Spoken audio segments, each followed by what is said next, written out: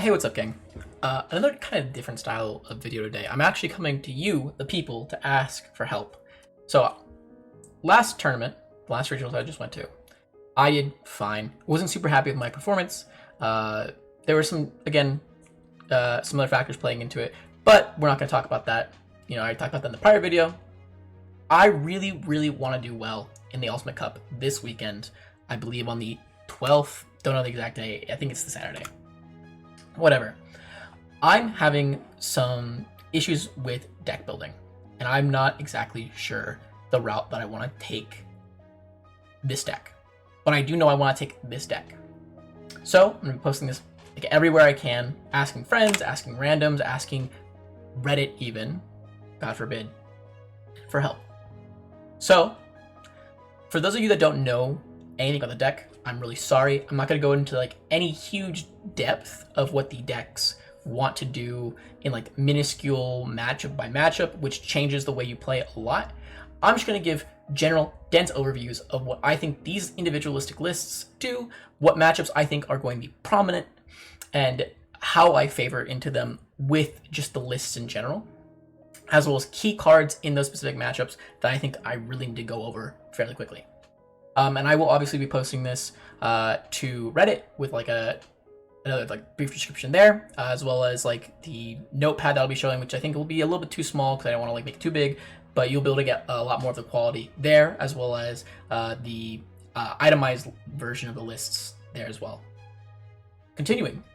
So I have 3 decks lined up. They're all the same quote-unquote list, but with some pretty big variants between them that I think changes how they play pretty drastically. So this is the first variant. This is the one that I'm currently leaning towards the most. It's a controlling style variant that tries to kind of just answer a lot of what your opponent does, while still targeting a lot of what I think the current meta will be, which again we'll get into. Key cards I think you really need to make note of are Mephistomon, which is a key card in a lot of matchups, Bikemon, the Zwart being the main value engine of the deck, and trying to get that off pretty consistently is purposeful, as well as we have some powerful aces that we can make use of with the Grand Quagga, Mega Gargo, Melga, and the Vike. Obviously, we're playing an obscene amount of the Vikemons, but that's because it has the widest variety of matchups that it comes impactful in. We also have Recursion and another like threatening finisher in the Paladin mode, as well as interaction to our opponent. We currently have 2 Zwart in the list right now, specifically Zwart Defeats. I'm not sold on those Zwart Defeats, so if anyone has any convincing arguments to take them out and maybe add in an extra Grand Quaggamon, or add in some extra kind of like variants in the ace quality, or add in some different level 5s, I'm literally quite open to a lot of change. I have a pretty light tamer count, which hurts me with the Mamamon, but also Shoto is so important, I think, in certain matchups to find really early, that even though we're only playing 8 tamers for a Mame, I still think Mame is a valid card to have in the deck, especially because you can decide the order of your draws going forward. So let's say you do hit like an analog, you can then reorder the top 4 after you play out the analog, and then the analog will then hit from those top 3 to choose. Or if you don't like any of those remaining 4 or 5 cards, you can then just immediately place them on the bottom. So in a way, you're looking at top 5. If you get a Shoto/analog, you're really happy about it. But if you don't, that's okay. You still have the body on field, which has a really good inheritable that can come up. It is a black body, so the Vikemon and the Mega Gargo plays into it really nicely. And it allows you to at least cycle through your deck a little bit more in trying to find the Shoto. Otherwise, I think a lot of these cards kind of speak for themselves, Zwart being the value engine, and if you don't know what a lot of these cards do, I'm really sorry. Again, I'm not going to go into huge depth here about what each individual card does, purely because I plan on making a primer video after this Ultimate Cup, whether I do good or not, just because I think this deck is obscenely cool. Moving on to the second variant, I call this one the Omnimon variant, where we do away with a lot of the aces that we played and focus really hard into I think what the deck initially was for a lot of people, focusing on like powerful Omnimon. Obviously, we don't go as hard into it as prior lists have. Like, we're only playing 3 of the Tai Kamiya and the Matashita Tamers, as well as we're not playing any merciful modes, just because I think Paladin is just a better merciful mode, as well as we're not playing any of the I guess technically Paladin has a wider hit range than Merciful, but Merciful is more targeted, so that way you don't have to put everything back, which can be more useful against Demon Lords. Let's say they pop their gate, and then you don't want to put it all back. That's where Merciful mode would come in, because you could target specific cards in their trash to kind of put back, but if they already pop their gate, I don't think it matters too much. Anyways, that's just like a more niche example. Anyways, sorry for getting a little tangent. We have done away with things like Edelmon because we're not playing a, I think, robust enough ace package to, I think, warrant it, as well as I think that a lot of the current meta decks that we plan on going into are very resistant to it. Things like Demon Lords are just like essentially completely immune to it. So I think understanding Edelmon's place and kind of playing with that and taking a step back from it is really important. I'm very uncomfortable with just one Mephistomon. I think this card is also really important in a lot of matchups. So only playing it at one makes me feel a little queasy. But this deck has the highest level of aggression of all three variants. The other two tend to either try to go very wide, being our third variant, try to go very wide and just outvalue your opponent by getting like 2 to like 6 searches off that will add upwards of like 12 cards to your hand in the course of like 2 to 3 turns, which is so strong and so impactful. Or in the first list case, is kind of just trying to run your opponent out of cards until you eventually win the game. So this one is a lot more aggressive, but again, it only is aggressive if you find the Taikamias. You're also less, I think, reliant on your level 5s living than I think the other two lists, just because a lot of times the ideal play is sometimes not even hatching, is just going straight into a Giga or a Lady Debbie, getting a search off, popping it, placing in Dark Masters, next turn promoting it, and going straight into the Zort. Obviously, this one has a little bit more crowded breeding area than the other two lists because of the fact that you want your breeding area so much because of how many white level 7s you kind of go into. But I think this one is a nice middle ground between the two lists. The first one being more control, the third one being more combo. This one being a, I need the breeding area a lot, but I can make room for like another Shoto pretty early on without crying too much about it. But that's the idea of the second list. The third list is, I guess you could call it aggressive in a way, but I think it's more, I would just call it combo reliant. So the idea of this list is making use of really cheap level 6s in the Melga Ace, or getting off the really early Dark Masters combo. So any Lady Debbie, or yeah, Lady Debbie is the ideal one, obviously, because it gets the most amount of search power for your buck, as well as it gives you the option to have either the Machine, the Pied, or the Metal Garurumon, though Wisemon and Mephisto technically work with just the Metal Garurumon as well. And then immediately going into the ideal play of Lady Debbie, search top 4. If you had the Dark Masters in hand, you could just pop it, place it in the back, and go into a Zort on top, and then get the Mill 3, play out again, and kind of just keep doing that loop over and over and over again, trying to get out as much value as possible. Or going Lady Debbie with a hatch of the Mother in the back, and then next turn you promote Lady Debbie, you go into the Melga Ace. Melga Ace, you'll pitch like 2 to 3 cards, typically 2 to 3, minimum 2 to 3 typically, because your opponent will probably put you to 1 in this current meta, which feels bad, but it is what it is. But that the Melga specifically allows you to set up your trash a little better. You don't have to rely on the Zort early on milling some good targets. You can actually choose a target you put in your trash, like getting a Mame and like a Giga off, or a Mame and any of your level 5s, honestly. Any 2 combos of your level 5s is really impactful, just for getting a huge amount of value. And then what do we go into once we start getting the value engine running? Well, we play a lot of the more powerful, I think, back breaking level 7s, being like the ultimate Chaosmon. Your opponents can end on really powerful level 6s in this current meta, and Chaosmon is a great way to put a lot of pressure on your opponent, especially with like the Mega Digimon Assembly, just being able to activate that from hand. If your opponent, gets out a level 6 and you have the Lady Debbie, Mephisto, or Wisemon stick on field, you can just go straight into a Melga, and then go straight into a Mega Digimon Assembly, getting the DNA off from hand, which feels great. Or even, putting the Machine or the Piedmon in raising. It is a much more, we're all in on getting this war off as much as we can, as consistently as we can, and as early as we can.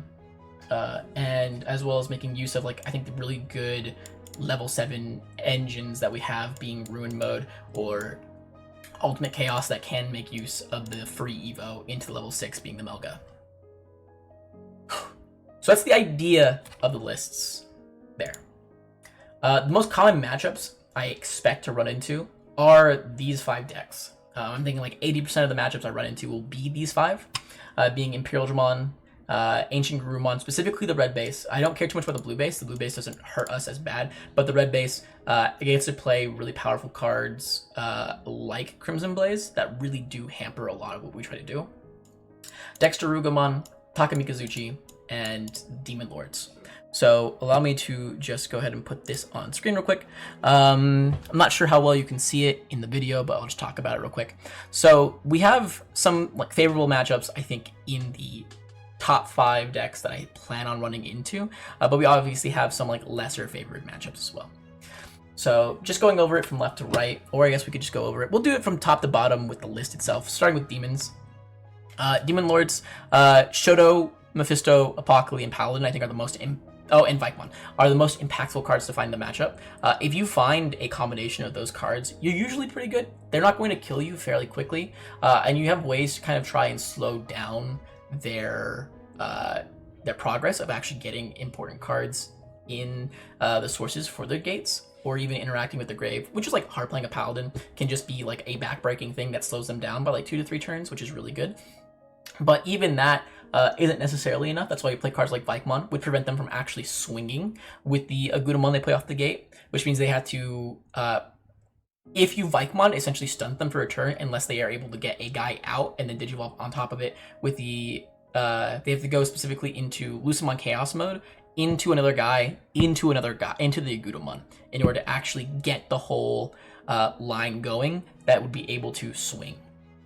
So that's something to kind of keep in mind there. And they can do that, but if they start setting it up, it's telegraphed and it gives you other ways to answer it, which again, like just sometimes hard dropping a Paladin mode can work, or setting up a Mephistomon, because if it's ever deleted by the Agudamon effect, you can then immediately play out a guy from trash that can sometimes answer it. Usually it's in that scenario, if you're getting deleted by the Agudamon effect, it's going to be the Puppetmon. And obviously Shoto giving an unaffected blocker. That matchup is usually like pretty favored for us, just because we can take them to like a 30-minute, 40-minute game 1 that we're just going to like eventually win, as long as we play it well. As long as we play it good and we just understand exactly what our opponent's win conditions are at every given point, and are very conscious of kind of what they're wanting to do. It's a very, I think, favored matchup for us. Going on to the Dexterugumon. This matchup's a little weird. I think that if your opponent is able to find all of their pieces consistently and early, I think it's probably going to be pretty rough for you. But because of the ratios they tend to play them in, you can kind of squeak away with like an extra turn or two without them just instantly killing you, which feels fine. There's not a lot of like huge interaction that you can do. Funnily enough, you tend to leave their Dexterugumons up once they get them out, because that's just like a guy that they have who will get in for like a pretty big body, but otherwise, as long as you just never really give them stuff to delete, they're never going to be able to do those large amounts of damage. You have to kind of watch out in the matchup giving your Melody Ripper blocker, because of the fact that your opponent can force it to block them with collision, getting the free kill as well as getting a free body from it. So that's just something kind of like keep in mind. It's a very, I think, swingy matchup, and kind of a lot more depends on what you and your opponent open with and what you guys see within like the first like 2 to 3 turns to determine how the game will go for anybody. Up next, we got Takamikazuchi. A pretty, I would say 80% in our favor if we draw the nuts, and if we don't draw the nuts, it plummets drastically. Like, you need Mephistomon in that matchup. You need Shoto in that matchup. They're like so important for, I think, exactly what they want to do, which is forcing your opponent to have to deal with a blocker that they can't kill. So they're going to have to like try and beat over it, and that will stop like their alliance check, preventing them from killing you that turn typically, as well as giving you a chance on the crackback to out their Fenrir, as well as kind of set them back a little bit more, which is good. Mephisto also being the only body on field forces them to lead it with either the Fenrir effect, or if they try to play around that, they still have to give it minus 16k DP, or the minus 8k from trashing with the Kazuchi or the Takamikazuchi effects, which will then trigger the effects of the whatchamacallit, effects of the Mephisto, allowing you to play out a guy from trash, which is really good. Moving on from Take, going to Anga. This is, I think, one of the roughest popular matchups that we have available to us, just because of the way they kind of interact with the deck. Anything that source strips and anything that bounces is already really difficult for our deck to deal with, but also the fact that they can go so wide so quickly without us having a good source of removal. Like, I've played Valkyrie in the list before. I played 2 copies of Valkyrie specifically, and those felt pretty good. It's also why in the combo variant I'm playing 2 Ruin modes. Like, I think that being able to out their rookies typically is really good. Vikemon also has some like niche applicability because it stops them from swinging with the Tamer if you can get a Vikemon out. Unfortunately, the memory cost of actually going into their scary guy is going to be 2 memory. If you give them 2 memory, they're still able to go Kendo, Digivolve into Lobo effect. Even if they're not swinging, they'll still Digivolve into the Ancient Garurumon for 3. So that's a 6 mana combo. If you put them at 2, it'll put you to 4. And then if they only have one target to bounce, being your Vikemon, it'll bounce it to hand, bounce off card to hand, and then they will gain 4 memory from Overload if they do end up bouncing one of your aces, like the Vikemon that you just got out to try and stop them from doing that, which will then put them back to 0 memory, allowing them to swing now with the Ancient Garurumon, which is a little rough. It just feels very on your opponent to not have everything they need early and consistent, which is sad. I won't lie. Going into the Imperial matchup, though, this one is completely on us to just have everything we need. If we've got the Shoto, or we have a way to Shoto consistently by like our turn 2, we win this game almost every time. It's actually really disgusting how strong Shoto is in this specific matchup, and just slowing down our opponent long enough for us to actually set up appropriately. Because there are so many things, we can take so many slow value plays that really just, I think, hurt our Imperial opponent, as well as start picking away at their Tamers, start picking away at kind of their value engines that are going to get they're going to start wanting to do, or even source stripping them, stopping them from getting their partition off. There are so many ways you kind of interact with them that feels really great. The problem is that they're so aggressive and good at killing you should they actually see the pieces they need, like enough level 4s and 5s to actually start checking in with jamming. And that's where the Shoto really comes in as a way of stopping your opponent from getting that really early aggression that you kind of just don't have an answer to. Moving on to like the more uncommon matchups, I think we're going to be seeing the like bottom 20%, as it says in the notepad. We've got Mirage, which is I think one of, if not our worst matchup, probably, just because again, they're able to get around things. We search so much in the deck, we're going to have our typical hand is like 13 to 14 cards, even without them adding things back. They're not deleting things, so we're not getting stuff in trash for like Zwart. We're not able to kind of make use of that really well. It's really difficult. It's really difficult. Any deck that can play Zudomon is absolutely devastating for us. And they play it at 3 or 4 copies typically, which is horrible. Horrible. Moving on to Numemon. This is actually, I think, a slightly favored matchup. If your opponent tries to go like a very like wide aggressive board, Vikemon is devastating. Numemon is so good at stalling. If you are playing the Valkyrie Ace or the Ruin mode, they're also so good at removing what your opponent kind of wants to do, or what they kind of want to flow into if they do have the one of Nume X. There's so many ways that you kind of interact with the Numemon opponent that they really just don't like, that you can kind of make use of. Obviously, they can rush you down and kill you very quickly, though. So that's why I think like Shoto is like a pretty important card in the matchup, just for slowing down that aggression long enough for you to answer everything they kind of want to do. Moving on to, I think, our most favored matchup in the entire tournament is Mother Shoto. I wanted to put this at 100% favor, but I chose not to, just because I think that there are some like weird niche things, like you mill your Apocalypse and then both your Paladin modes, and your opponent decides to take you to like a 50-minute game one where they kind of just kill you from there because you deck out before them. And that's completely possible, unfortunately. It has happened before to me, which has felt kind of bad.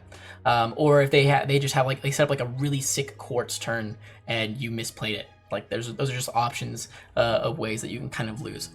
Otherwise, like so many potential cards that you play in this deck are just really good in the matchup. It doesn't matter really in what order you kind of get them out. They're not very aggressive. They're not going to be beating you down. You're going to be giving them like 10 memory every turn just because of how memory efficient their tamers will be for them. And you just don't care, because what are they going to do with it? They have no value engine. Your cards will trade for theirs 1-for-1 pretty much every time, but theirs don't search them like 2 cards each, whereas yours do. And you'll continue searching and searching and searching, and you will have a 20 card hand, 10 cards left in deck, and they'll have a 2 card hand, 3 cards left in deck, and then you'll Apocalypse and they'll die. And that's just about it, and there's nothing they can do about it. And by the time you go into the game 2, just because of the way the matchup tends to play out, like you guys will have like 5 minutes left, and it's just rough. It's a rough time. Going into, finally, we have Sunmon Loop and Sun Moon Box. Completely different styles of deck, and they completely have different favorabilities. The Loop, I think, is really bad for us most of the time, unless you're playing like the Omni variant, because I think the Omni variant and maybe the Combo variant are the only ones that can try and actually kill your opponent, whereas the Control variant has to just sit there, deleting the Tamers that they keep playing out, deleting the bodies they keep playing out, and just hoping that they never give them quite enough memory to actually get that whole swing turn off where they're able to set up the loop and keep looping you. Especially because you're never really going to be able to keep your hand size small enough that they aren't gaining like at least 2, if not 3 or 4 memory every single time a card's added to your hand. And then for the Toolbox variant, it's a lot more favored for you. Like if they end on like a Hexablow, you're never really swinging anyways on like the Control variant, or even like in the Omni variant or the Combo variant. You don't really need to swing. You can just kind of like try and take huge value plays off of them, which feel really good. You're able to out a lot of their like pieces. Like if they go a Mirage and then you just hard play a Vikase, they have to immediately have another powerful level 6 to go into, which is a lot more difficult for that deck, just because even though they do search and draw a lot, there's no way for them to search for these specific pieces that they need, being the Mirage, being the Hexablow. So that's the general gist of my methodology. Why I think these 3 decks are potential candidates.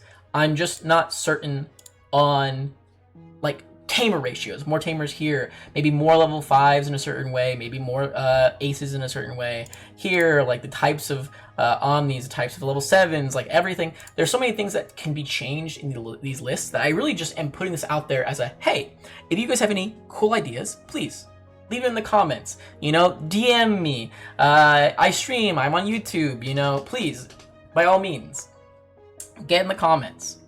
And thanks for listening to me yap, and I appreciate any helpful feedback.